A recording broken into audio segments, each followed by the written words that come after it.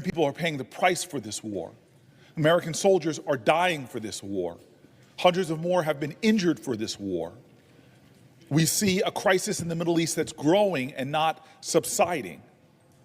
And so this is yet another attempt of us to force this body to confront an ill-gotten war, a war that has pulled us into further and deeper crisis, yet another quagmire in the Middle East.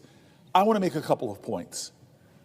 The War Powers Act says that a president can act in defense of this nation if it is an imminent threat. We have not seen that, but many people have been saying that the reason why he doesn't need to come to this body for a declaration of war is because of the War Powers Act. So let's assume that he actually did have an imminent provocation, which I say it was not there, but let's assume for argument's sake that there was an imminent threat to the United States of America that this president had to act upon.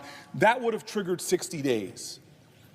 The Senate now should be either acting on a war declaration, or the Senate should be waiting for the president to ask for 30 more days. That's the one of the two choices according to the legislation, the law of the United States of America.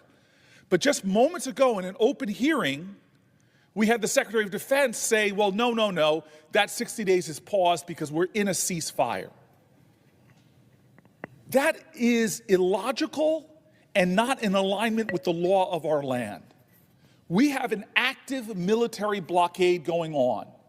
That is actually an act of war by our own laws and regulations.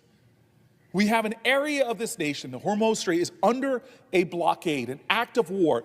It's demanding aircraft carrier groups. It's demanding thousands of U.S. soldiers engaged and in the front line. This ceasefire does not somehow escape his necessity to come to Congress after 60 days. To use that as some kind of escape valve to further escape. Garnet color naturals. जब ingredients हो natural, तो damage का डर कैसा? सेहतमंद बाल, मतलब बेहतर काला. Acceptable. I've heard some of my colleagues on the other side of the aisle, Senator from Alaska, Senator from North Carolina, Senator from Maine, many of my colleagues, Senator from Utah, have said that the 60 days to them matters. So here is a bipartisan conclusion. We are about to go out on a recess. The question is, what will we do as a body when the president has not come forward after 60 days of this military conflict to ask for any kind of authority? This was not the constitutional demand of our nation.